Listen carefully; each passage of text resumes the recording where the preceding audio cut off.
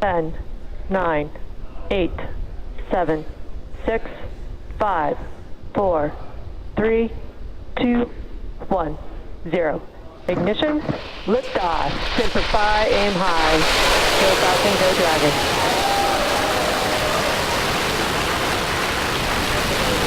Vehicle is pitching downrange.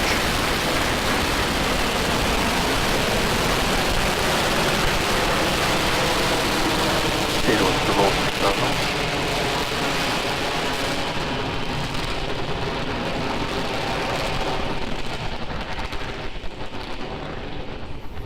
T plus 30 seconds. Falcon 9 with the Crew Dragon capsule is heading east from pad 39A. Everything looking good right now.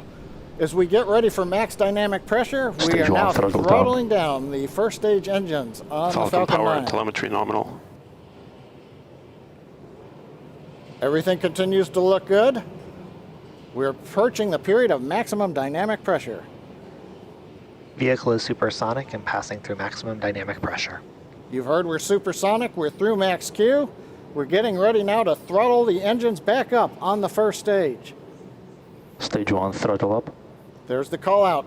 Okay, the major activity coming up in just over 10 seconds. Shutdown and Dragon escape from the Falcon 9.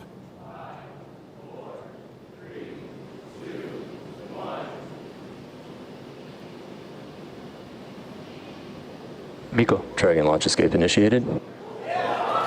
Dragon's away. And you can hear some really loud cheering in the room. Okay, you just saw a bright flash there. It looks like that may be Falcon 9 breaking up. We've got some loud cheers here in Hawthorne. The folks that just watched live the Dragon separate. The next milestone we have coming up at 2 minutes, 25 seconds, we're expecting to see the trunk jettison. So that claw that connects the trunk to the capsule is going to separate, allowing Dragon to separate from the trunk. That's coming up in 15 seconds. And we do have the report. Loss of telemetry from Falcon 9, first stage.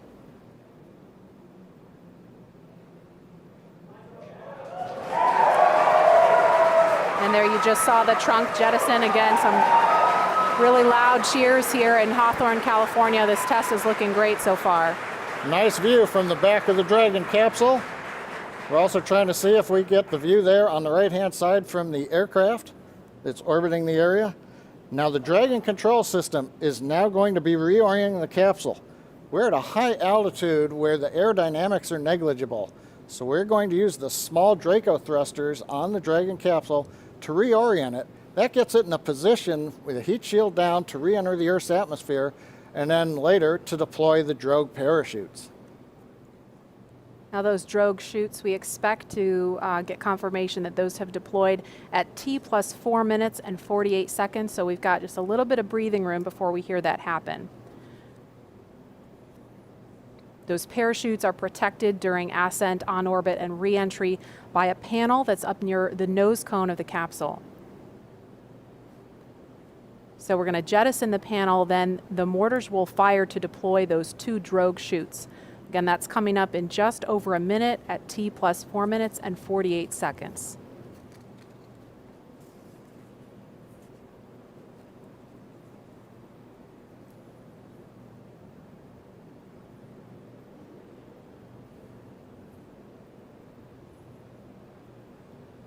Now those drogue chutes, when we see those come out, those will open, those will come out before the main parachutes.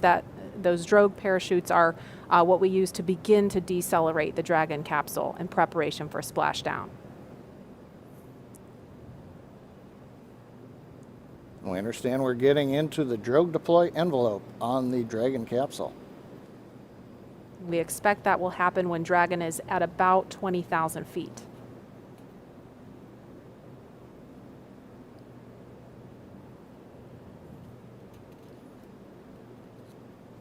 About 15 seconds to drogue chute deploy.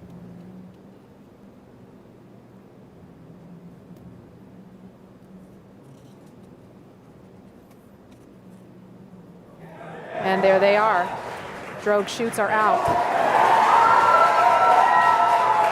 Again, some major cheering going on here as every stage of this test unfolds. Now we're going to be getting ready for the main chutes to deploy. Now, main chutes will be coming up fairly quickly. There are 4 main parachutes. These are the newest Mark III parachutes. They're each 116 feet in diameter. We deploy them about 2 kilometers above sea level, 6,500 feet above the Atlantic Ocean. We're getting good views from the Dragon and the airplane, showing the 2 drogue chutes. Now we're just waiting for the main parachutes to be deployed very shortly.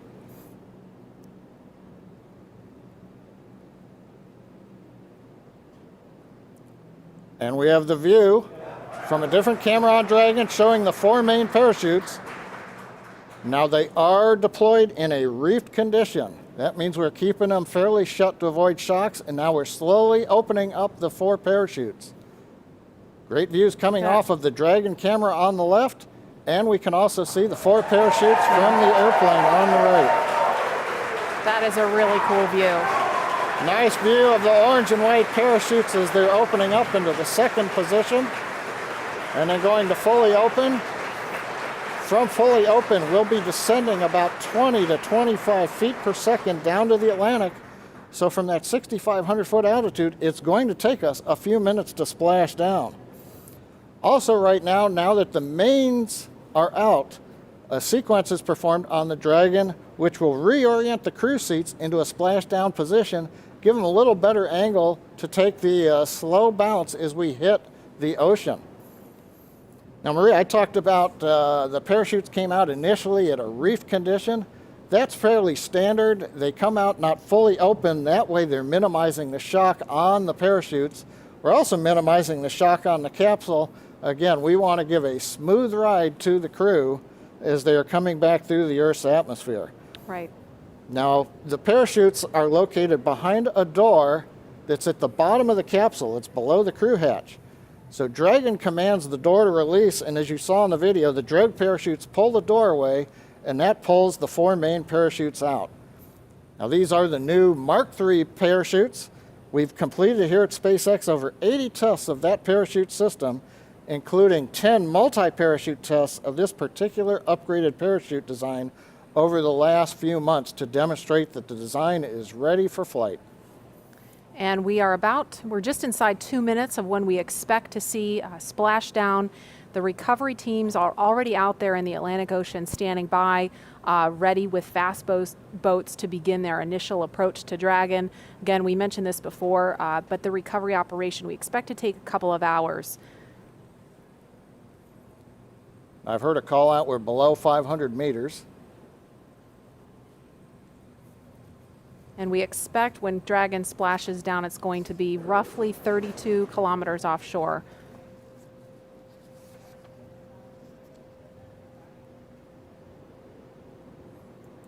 Again, we're looking at a live view. So far, all things have appeared to go nominal for this test. All things looking great so far. We saw the 4 main parachutes deploy. You're looking at them now, fully open. And we are coming up on about a minute until splashdown.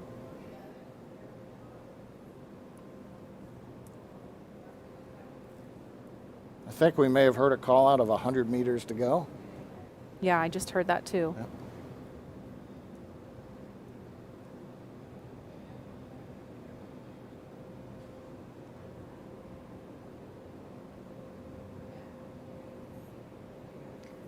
Now those 4 parachutes are actually going to be released from the capsule after splashdown, and they'll be recovered too. And we are down. Down a little bit early, in fact.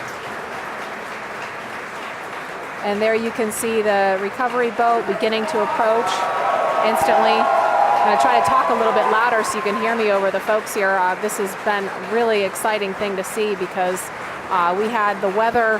We weren't really sure if the weather was going to cooperate. We were trying to weigh, is it favorable for launch, but also is it favorable for recovery, because they really have to watch the height of those waves in order to do this operation. That fast boat is just off screen now, but there's 4 fast boats out there in the area to begin, again, that initial approach to Dragon. The recovery operation from here takes about 2 hours, but all in all, this looked like a really great test. Yeah, a lot of fun watching the Dragon come down. We had great views from the onboard camera in particular. Now I think this camera is from our GO Searcher recovery ship, which is also the tender for the fast boats. You saw one of them headed out there. And you can also see it looks still a little choppy, so you understand we were kind of on the edge of the weather conditions out in the splashdown area. But they assessed the boat data, the buoy data, looked at the forecast and said we were go. And while we took 2.5 hours to get here, we finally got here and it was great. And that's the summary for today. It looks like right now a great test. Visually, everything happened. Falcon 9, you saw the liftoff. We had kind of a long view from the camera. Dragon did shut down the 9 Merlin 1D engines and separate. We did see the flash as the Falcon 9 came apart, as predicted. No surprise there. Dragon, we saw a great view as it got to apogee. It deployed the trunk, separating it, reoriented. Then the drogue chutes came out, the main chutes came out, and then we just waited for that nice soft splashdown in the Atlantic Ocean. And we saw, and it looks like we just lost the view from out there on the ship, but you couldn't really see much from that particular angle. Again, that recovery operation is going to take a couple of hours, so we're not going to stay on the air for the duration of that. But we are going to be back for a news conference coming up at 11:30 Eastern time this morning.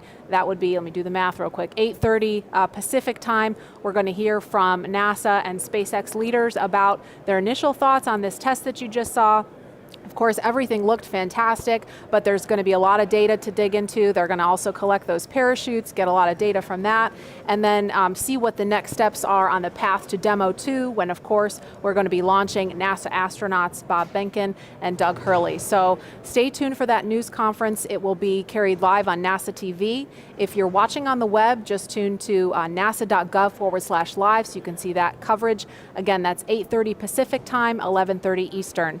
Thanks so much for joining us for this morning's test.